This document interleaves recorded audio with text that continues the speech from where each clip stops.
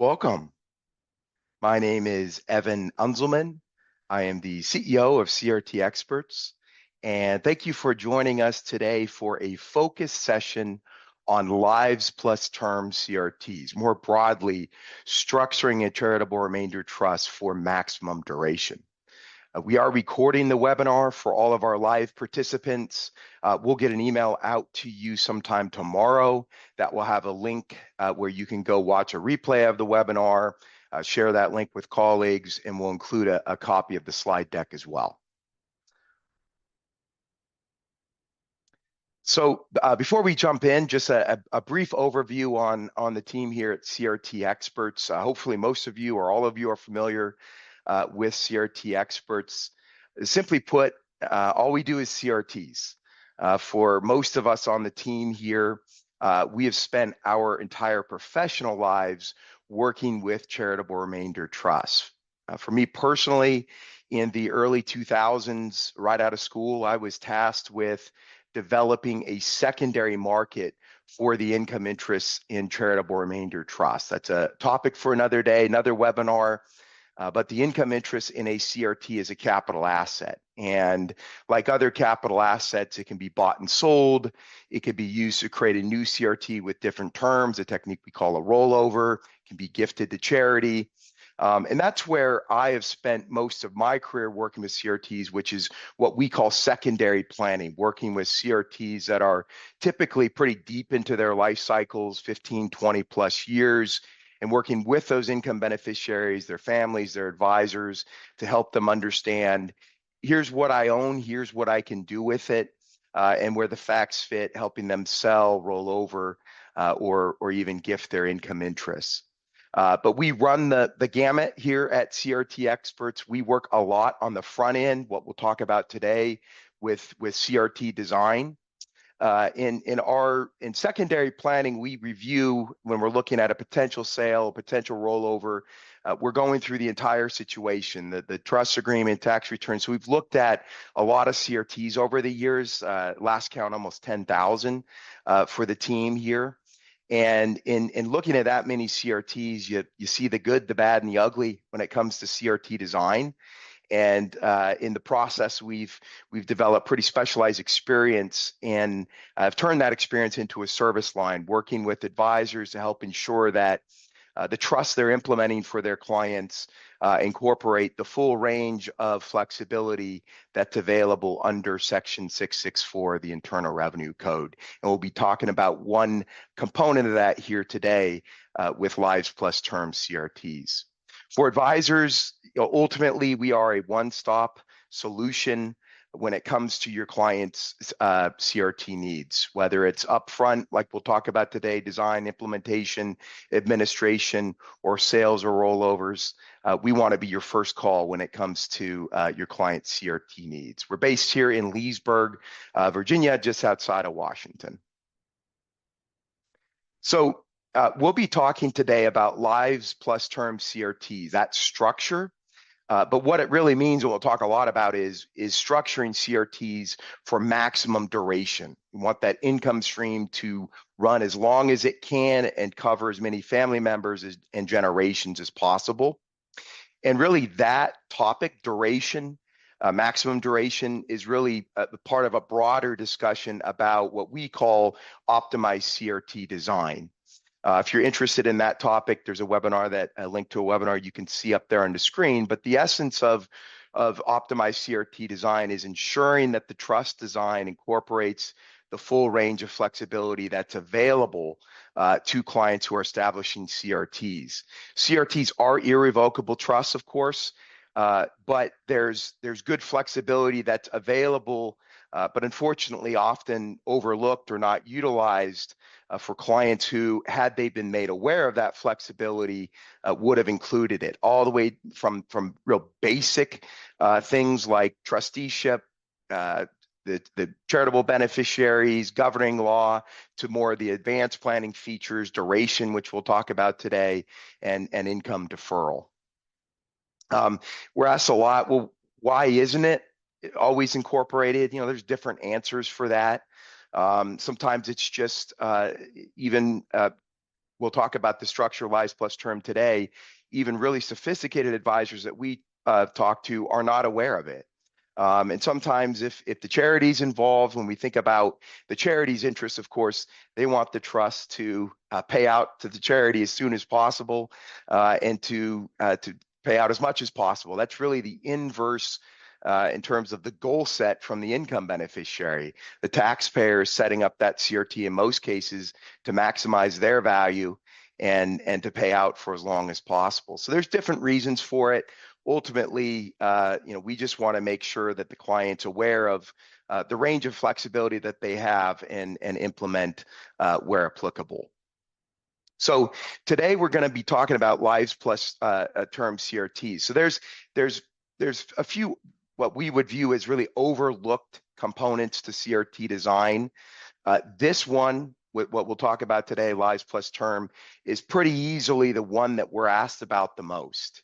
In a lot of cases, you can see 3 examples. This is just literally within the last few weeks that I got emails that I received about specifically lives plus term, that structure. And a lot of times, like in this case, we're talking on a different topic. Here I was talking about using a CRT as a stretch IRA replacement.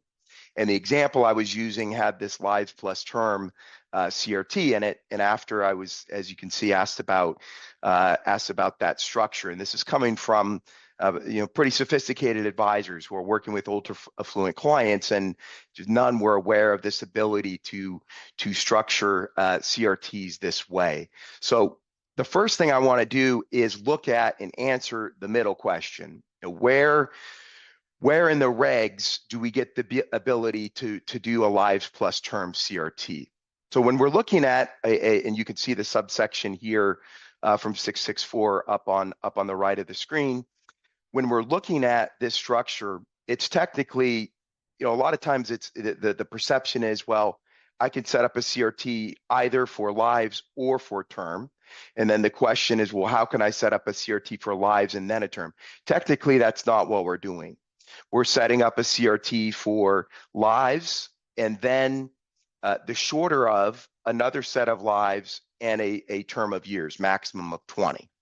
And when we look at the life expectancies and actuarials, the income beneficiaries for the term beneficiaries certainly, unless are going to outlive that term, unless there's a drastically premature death, they're going to significantly outlive that term. And so really what we're looking at when we talk about lives plus term, it's technically, and we'll drill into this, it's lives plus the shorter of another set of lives and a fixed term of years. So when we're looking into 664 and looking for that where this is available, that's what we're looking at. And to sum it up, the regulations require that a CRT may not extend beyond either the life or lives of named individual or individuals or a term of no more than 20 years. So a CRT can be structured to pay for the lives of certain named individuals, followed by payments to other individuals for the shorter of a term of years not to exceed 20 and the life of those other individuals. The key is the trust cannot last beyond the lives in being at the date the CRT is created, and we can't run afoul of that requirement. So when we're looking at this lives plus term, again, what we're really trying to do is maximize duration. We want this trust to the income stream to span over a long of a period as possible, and to cover as many family members and ultimately as many generations as we can over the lifespan of that CRT. What we're up against and what we'll look at today is what's called the 10% remainder test. I'm sure most or all of you are familiar with this test. It's a test that any unit trust, charitable remainder unit trust, is subject to when we're creating the trust. And what the 10% remainder test says is that per an IRS formula, at least 10% of what goes into the trust on a present value basis must be projected to go to the charity. And it's just a test that's done up front that doesn't actually have to happen, but it's a test up front that will limit both the payout rate of the trust as well as the length of the trust, the duration of the trust. So when we're trying to add as many generations as we can, at some point, we're going to be held back by that 10% test, and that's what we'll see. Another thing that will hold us back is potential unborn income beneficiaries. So we're asked a lot, particularly when the families are a little bit younger. Our grandkids aren't married yet, or our grandkids don't have kids of their own. Our kids don't have kids yet. We don't have grandkids yet, but we certainly would plan to. Can we include them? That is not possible. Everyone needs to be alive and named in the trust agreement. So we run into some limitations there as well. And we'll look at an example of that later as well. So there's where in the code within 664, where we look to in terms of the authority to structure CRTs that way. I've always found it's most helpful to look and to go through the structuring through an example. This is an actual case that we were involved with, but the fact pattern is going to be familiar to everyone. And we've got a client who owns appreciated property. It's low basis. Client wants to sell it, doesn't want to pay the capital gain. So right away we're thinking, okay, maybe it's an outright gift to charity. If the goal is maximum tax deduction and never paying the capital gain, well, we're going to look to give the asset outright to charity. But for clients who are going the CRT route, they're looking at capital gain deferral, but then they're interested in themselves, or in this case, with the Jones family, they're interested in kids and grandkids. So very typical scenario here. We've got $12 million in appreciated real estate, and Stan, who's a real estate developer, wants to sell that position, wants to defer the capital gain, and his goal is really not income himself. It's income for his 3 kids and 7 grandkids. Even though his goal isn't himself or Peggy, his wife, we'll look at why we would generally still include him as an income beneficiary of the new CRT or CRTs in this case. So that's our situation. That's our goal set. So let's look at the family structure here. Okay. So we have, as you can see, there's 3 kids and 7 grandkids. So right away, when we're looking at this structure, we know we're going to be using multiple CRTs. Just want to head this off right now. Sometimes clients, when it's like, well, okay, more CRTs, is this going to be A, more expensive? Is this going to be B, more complex? We're looking to avoid complexity where we can. The answer is no, at least it should be no. As long as we're keeping the administration of the CRTs under one roof. In this case, if we have 3 CRTs with 12 million total, that should not cost us more to administer than 1 CRT with $12 million in assets. And the reality is, what we've seen is in a situation like this where you sort of have 3 family units. Each child is married, has their own kids. And so in a lot of cases, the preference would be to use multiple CRTs. Now here, it's not only a preference, it's a requirement. We couldn't set up 1 CRT with all of these family members.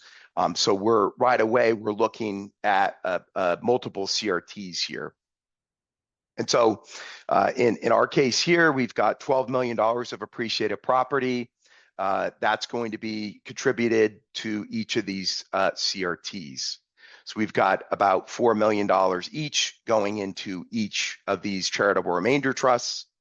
And what we're going to look at here is Lisa. We're going to use her and her family CRT as a way to look at some of these calculations and look at how different payout rates and adding different beneficiaries will affect how long of a term we can set up in this case for Lisa's children, the grandchildren, Skylar and Kyle. One thing outside the context of this webinar, the scope of this webinar, I mentioned earlier, why would we put Stan and Peggy on if they're going to defer income? And the reason for that is because we can put an upfront defer. Why would we put them on if they don't want income? Sorry about that. I'm getting ahead of myself. Stan and Peggy don't want income. Why would we put them on? Because we can put them on, structure the trust for deferral. So Stan and Peggy don't have to take a penny out of the trust. What that does for the investment advisor is not only does the investment advisor have no tax drag on the investments, the CRTs exempt, for as long as Stan and Peggy are alive, there's no distributions. And so what that will do is it puts an upfront deferral on the overall duration of the CRT, a period of this upfront deferral where everything's compounding tax free, no distributions are going out. And obviously that's going to enhance what's available and what's distributed later on to the future beneficiaries. So if we look at for Stan and Peggy a 10-year 10-year life expectancy.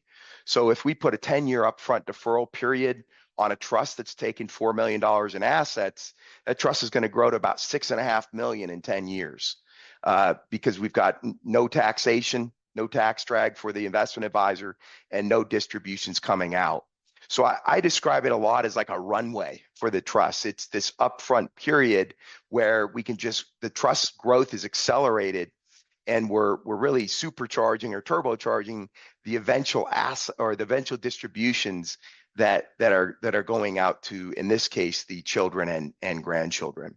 So that's why we would put them on. We don't have to. If the goal was, well, we want to get income to the kids right away. In that case, we would put Lisa as the immediate lifetime income beneficiary. And then even at Skylar and Kyle's age, with Stan and Peggy off, that wouldn't change the fact they couldn't be lifetime beneficiaries. So again, we're going to be looking at a life plus term. In that case, it would just be one life, Lisa's life plus a term. But in this case, we're going to be looking initially at a 3 lives, Stan, Peggy, Lisa, plus term CRT. And the way it's structured is it will pay Stan and Peggy equally, then the survivor of Stan and Peggy. Upon the death of the survivor of Stan and Peggy, then Lisa for her remaining lifetime, and then the grandkids, Skylar and Kyle, for pre-specified for a term of years, technically the shorter of their lifetimes and a term of years.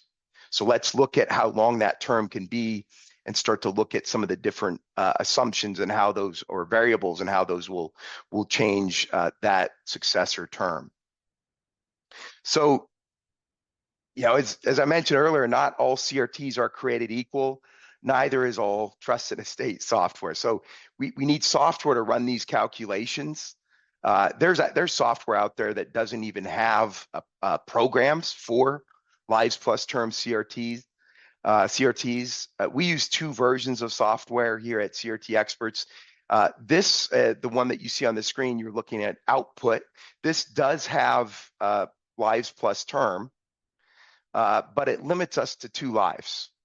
And we want to go, in this case, for 3 lives, but we'll look at maybe including Lisa's husband. That would be a 4 lives plus term.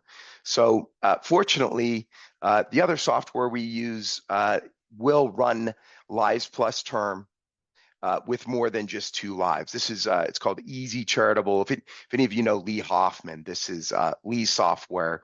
And there's a few reasons we like it, which we'll get into, but most importantly here is we're able to do this life plus term structure with more than just 2 beneficiaries.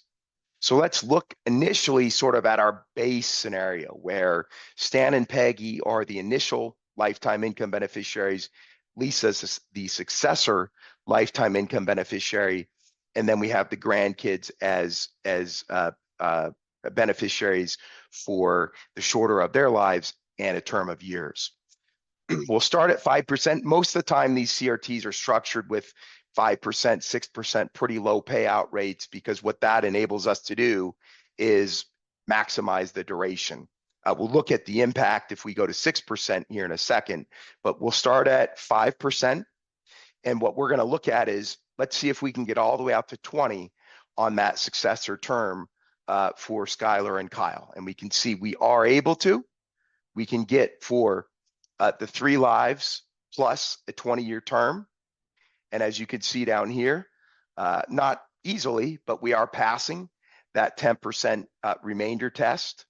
and this is 5%, and it's a quarterly distribution. If we were just barely failing the 10% test, we may look at an annual payout frequency that may get us there, as it makes it a little bit easier to pass. But since we're passing it quarterly, that's probably what the family would end up going with here. So let's look at the impact of two things and the impact of those two items on that successor term for the grandkids. Let's look first at payout rate. So let's assume that Stan and Peggy were just dead set on 6%. Maybe that was their long-term investment outlook, and they didn't want to leave money on the table for the eventual charity, or whatever the reason. They were dead set on 6%. We can do that, but we know that if we move the payout rate to 6%, we're not going to pass at 20 years, a 20-year successor term to the grandkids. So what we want to look at here is how much do we have to reduce that term in order to pass at a 6% payout rate for the trust. And as we can see here, we would have to pull that term back a little over 6 years to 13 years, 8 months, and 10 days. This is one of the other things about this software. Would we, typically draft the trust such that it goes all the way up to the day? No, but we certainly have, and that option's available. What that's doing is that is telling us, you can see down here, we are just squeaking by that 10% remainder test. This is maximizing, truly maximizing that duration to the day. And so we can see that if we want to move to the 6%, we're going to move from quarterly to annual. It's going to make it a little bit easier to pass. And then we're going to start reducing that term. And we're going to reduce it until we get past that 10% test. So we can see here, if we wanted to go to 6%, still those same 3 lives, plus term of years to the grandkids, we're going to have to live with about 6 years, a little over 6 years shorter on the successor term. In our experience, typically the client's going to go with the 5% to preserve that 20-year term. Where we will see the term reduce, though, is we'll look at this next variable, and that's introducing another lifetime income beneficiary. The reason that we look at this is because it reduces the mortality risk with respect to the income stream. So if it's Stan and Peggy and then Lisa only, once the last of Stan and Peggy have passed, it's a one life and then for the successor term. So there's mortality risk there. If we add Lisa's husband as a lifetime income beneficiary, so now we have 4 lives plus the term, that will, of course, we'll have to pull that term down. We know it's going to cost us successor term for the grandkids, but for many clients, it's worth it to reduce that mortality risk. For some clients, it's very much a bloodline exercise. It's no in-laws. This is going to go to the daughter and then to the grandkids. But for many clients who are concerned about that mortality risk, if we can, we'll look at an example later where they were just the children, Lisa in this case, the son was in his upper 30s, and we just couldn't get that spouse on. That we already had a 6-year pretty short term to the grandkids. So sometimes it's not possible. But with ages here, I think Lisa's husband was 57. We were able to add the husband. So now we have 2 initial lifetime income beneficiaries, 2 successor lifetime income beneficiaries, plus that 20-year term. We've lowered the mortality risk. In exchange, we have to pull that term back. And as you can see here, it's costed us a little over 3 years. So now, instead of a 20-year term to the grandkids, we've had to pull back to 16 years and 7 months. We're still at 5% in an annual payout. And as you can see, we're just squeaking by that 10% remainder test. So you can see how when moving from just the daughter and the grandkids at 5%, we could go the full 20. We start increasing the payout rate, it just to 6% dropped us all the way down to a little below 14 years on that term. And then we saw how adding Lisa's husband to reduce the mortality risk, now we're down to a little under 17 years. In my experience, in our experience, this is usually where we end up, is on this final example here. Most clients are willing to trade a little bit of that successor term to the grandkids in order to get, in this case, the son-in-law on and reduce that mortality risk for that second set of lifetime income beneficiaries. So let's we've been in the weeds on the calculations. Take this higher level and just look at sort of the overall plan here. In our case, what we've done now, we've assumed in this case there was deferral, so there's no income coming out during that initial deferral period. Then we have Lisa and maybe Lisa and her husband, depending on how they want to structure it, as the successor lifetime income beneficiaries. Then we have the grandkids as the term beneficiaries following the last of Lisa and her husband's death for, in this case, about almost just shy of 17 years. What we see used a lot with CRTs in general, but where it really makes sense is with these lives plus term CRTs, is to have a donor advised fund as the remainder beneficiary. Because as I mentioned earlier, when we look at it actuarially from just pure life expectancy, Skylar and Kyle are going to significantly outlive that, whether it's a 16-year term or 20-year term. And if we have the assets, so they draw income over their term, the remaining assets can then go into a donor advised fund, and then they and their spouses, their kids, can give the money away out of that DAF. And so they can serve as the charitable advisors to the donor advised fund. So from Stan and Peggy's standpoint, these great grandkids, they're not even born yet. Now we obviously, again, we can't put those onto the CRT, but there's sort of this legacy, this softer advantage or benefit of knowing that once this CRT is done paying Lisa, maybe Lisa and her husband, then the grandkids, Skylar and Kyle, it's going to go, all the remaining assets will go into a donor advised fund, and the grandkids and probably very likely in this scenario, their kids will have the opportunity to give the money away out of the donor advised fund. So sort of a long-term view here with respect to that $12 million in real estate, or $4 million of which went into this CRT. Okay, so again, we'll send a slide deck around. I'm just going to jump through a few of these examples. So if any of you want to really go through these in terms of the trust language and the trust agreement, I'll show just a couple different ways of how we generally see these structured inside of the trust instrument. The first example here, which is probably the most common, is we're covering both the unit trust period and the unit trust amount within one section. So you can see here, this was for a husband and wife here as the initial income beneficiaries. The successor term income beneficiaries were their 3 children. We can see the term here is 20 years. Now, just a quick point here, we could see that it initially goes to husband, wife, then to the survivor, then subject to paragraph D. So in most cases, we're going to see this. What's paragraph D?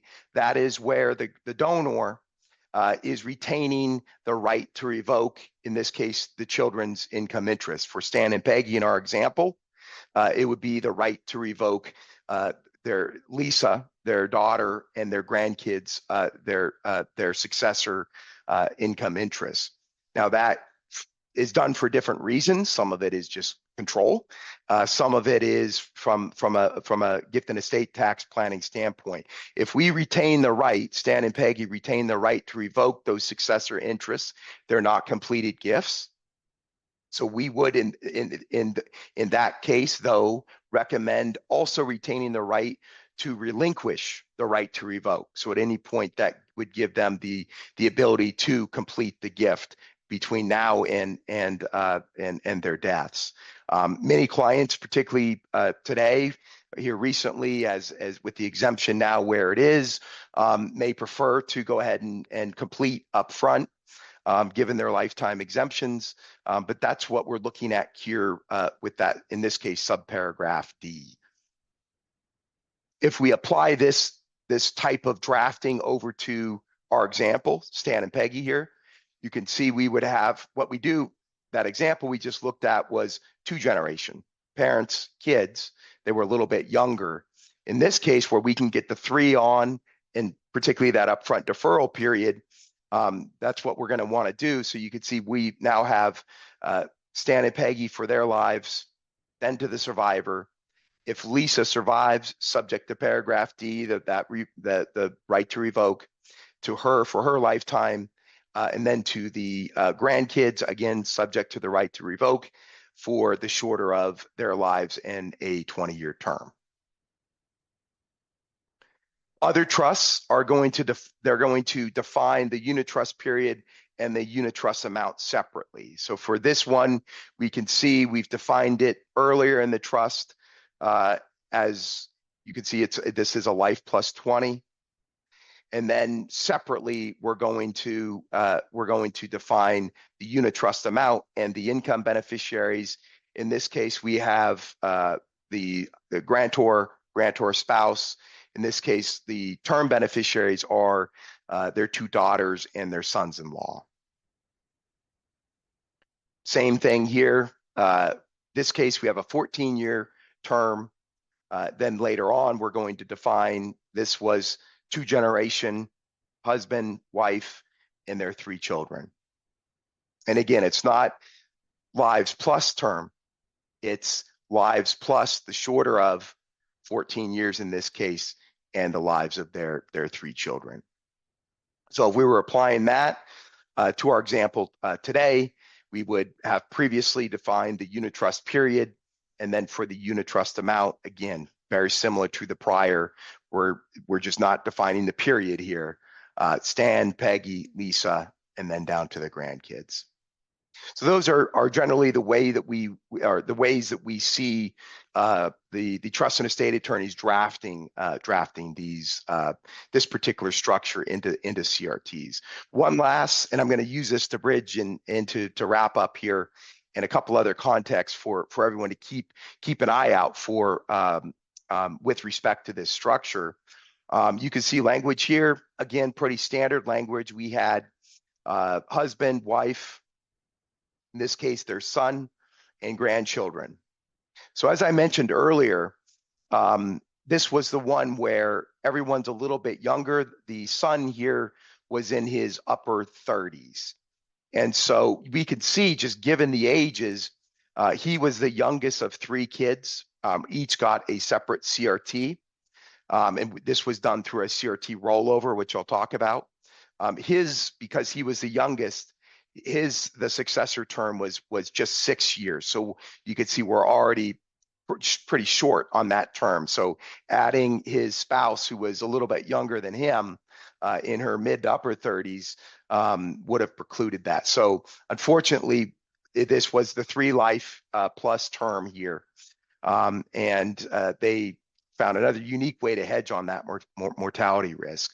So there's 3 CRTs. The other 2, the older daughter, the successor term was almost 20, like 18 years there for her 3 kids.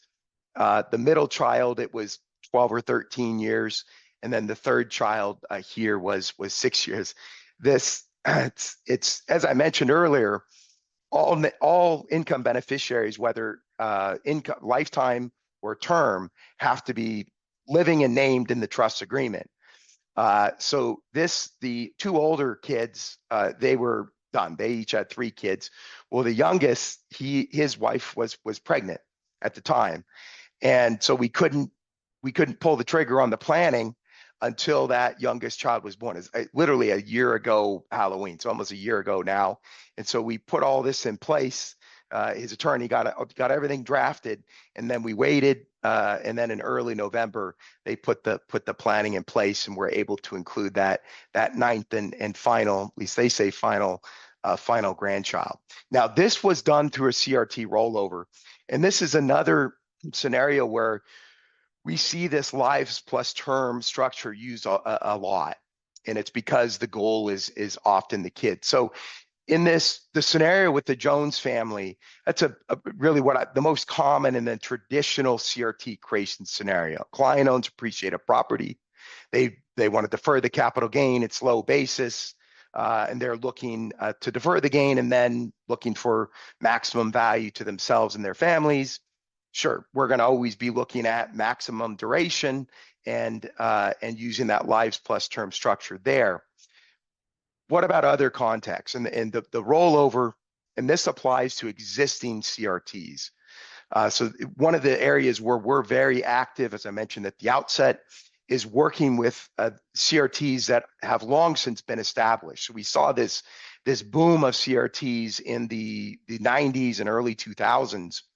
And when we look at these trusts today, the marketplace of CRTs, there were just so many created then that the majority of CRTs still today were created then. And so these trusts are older, the clients are older, and in many cases, they're just looking to do something different with respect to the trust. If their goals have changed, their planning goals have changed such that they're now focused on the kids and or grandkids, the rollover will make a lot of sense. In this example we just looked at, he had established a trust in the 90s and had drawn a lot of income out of it over the years, but was just at this point where he didn't want any more income, and he's focused on his 3 kids and 8, soon to be 9 grandkids. For him, we were able to take this asset, this income stream from this existing CRT that was throwing all this taxable income he didn't need, and turn that into significant future income streams for his 3 kids. They went with the deferral structure, so they use a NIMCRUT. He and his wife were the initial income beneficiaries. We saw that on the prior slide. So they had that upfront deferral period. We often look at it in terms of the conversion of income. They were converting X million dollars of income and turning that into Y millions of dollars. And Y is usually, it can be 3, 4, 5 times the amount of converted income. So any client who has a CRT that was established quite some time ago, just starting with making them aware of what their options are, but in a lot of cases, the rollover can make sense for those clients. The second scenario or situation I would highlight is using a CRT as a stretch IRA substitute. So we all know the Secure Act ended the old stretch IRA. That stretch is now all the way back down to 10 years. So for a tax-sensitive client who had planned on utilizing the stretch IRA, their heirs drawing the income over life, that creates a tax disaster, for lack of a better term. Well, what we can do with a CRT, it's a natural replacement for the old stretch IRA. The CRT is exempt, so the IRA owner can name the CRT as the beneficiary of the IRA. The CRT will, upon the IRA owner's death, will take in those assets, tax-free, preserves those assets in that tax-free environment. In a lot of cases, what we see is the kids are named. In a lot of cases, if the spouse is expected to outlive the IRA owner, the spouse will be the initial income beneficiary, trusts into deferral, and then the kids and the grandkids using this lives plus term structure. So that's another situation where we see this a lot. You can watch a recent webinar that we did on that if you visit the link there on the screen. So a couple other situations to keep in mind when it comes to lives plus term in that structure. Okay, so 40. So I've pretty much kept us on time here today. We're a little long, but hopefully this at any rate has been educational for you, enlightening. Please do not hesitate to reach out to us. Again, we want to be the first call, whether it's something that we can be helpful with or just a random question about a CRT. As technical as it is, we love them. We will nerd out on CRTs anytime, as I always say. So please don't hesitate to reach out to us anytime a CRT situation comes up. But until then, I hope this has been helpful. Happy early Halloween to everyone. I hope you have a good rest of the day, rest of the week, and I hope to hear from you sometime soon. Thanks again.